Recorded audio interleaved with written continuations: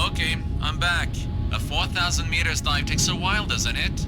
You've been on your way for almost 2 hours. You should reach the bottom of the ocean any minute. Let's do a system check before we kick off. With the N key, you can switch to the cockpit and interior view. X switches the propellers in forward direction. Can you press the X key, please? By the way, you can check the drive on the display on the right side of your screen. You can navigate the boat with the arrow keys. With the upper arrow, you can move upwards. With the lower arrow, you can sink down. With the left and right arrow keys, you can change direction. Press the 4 keys just to check.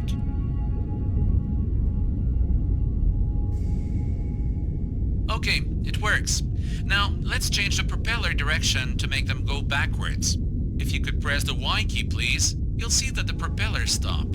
If you press Y again, they will rotate in the opposite direction. Check out if it works. Okay, looking good. To increase the thrust of the propellers, press the Home key. Now, increase the thrust.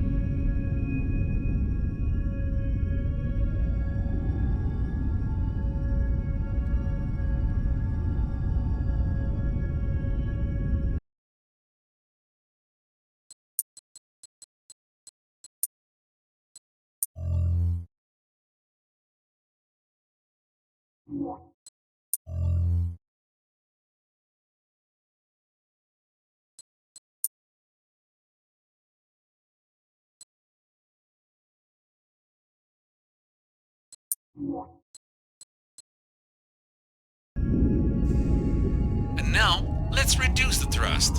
For that, please press the N key now.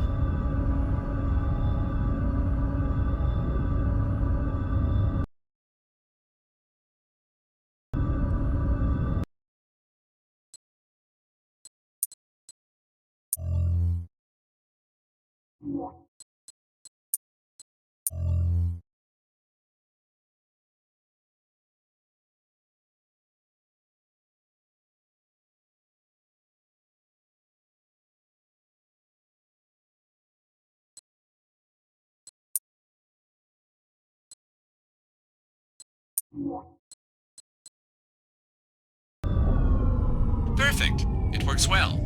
Now, let's do a quick check of the cameras. With the C key, you can go through all the available cameras. Looking good. I'll just do a quick check of the sensors. They seem to work just fine.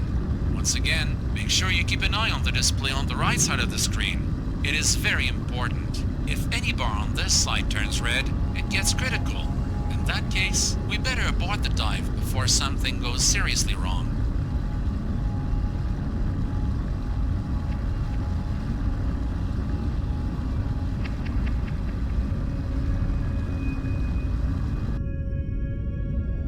You could use the sonar to find the lady.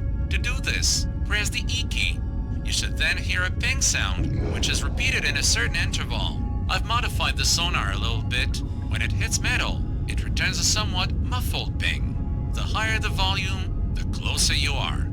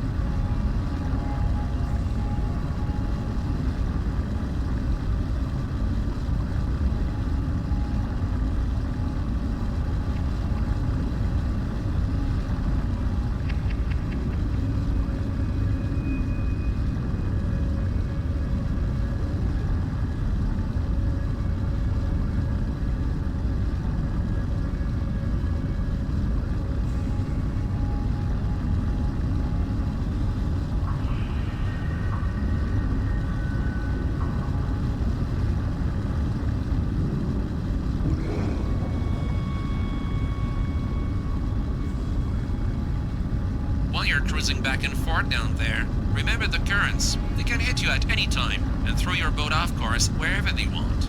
If you're really unlucky, they'll push you in front of a separate part of the wreckage. Just one tiny fissure, and the Titanic claims another victim. Down there, you're dealing with a water pressure of 430 bar. A tiny hole, and you and your submarine will be torn into tatters in less than 2 seconds. This reminds me again of why it's not me sitting in that boat. Furthermore, you have to watch out for parts of the wreck sticking out, and also keep an eye on the wires. It's a total minefield down there. You can get stuck somewhere pretty easily, and then nobody can help you. If you're stuck, you have to free yourself. If you don't succeed, your power and oxygen will run out at some point. You can imagine what happens after that. Okay, this is the plan. First, we'll position the transponder. On our second dive, we're going to explore the interiors of the Titanic, as far as our equipment allows for it. It's our goal to gather information and sell it to the right people. With the money, we can upgrade and improve our equipment in order to advance even further into the Titanic. We've planned 5 dives in total. I hope you are not flaking out before. They say that you are the perfect person for this job. Let's get going.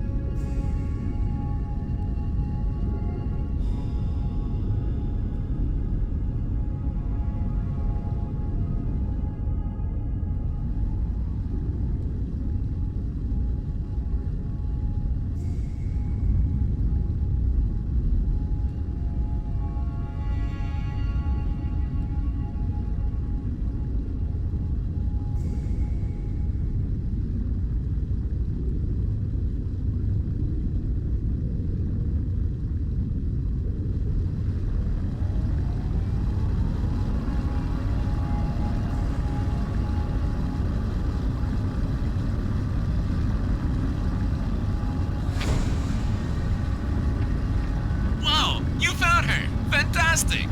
Look how impressive she is! Unbelievable! Now, let's place the transponder. Okay, we'll do it as follows. I will navigate you towards the optimum position for the transponder. The places for the transponders are marked. Once you see the markings, just drive over them with a submarine. The transponder will then be placed automatically. Okay, off we go. Let's start with the first transponder. Turn west.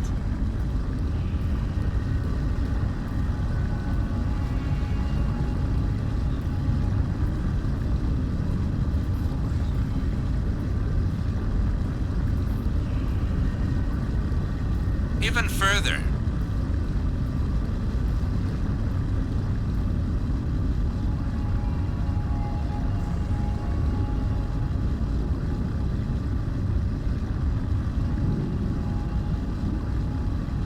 A little bit further.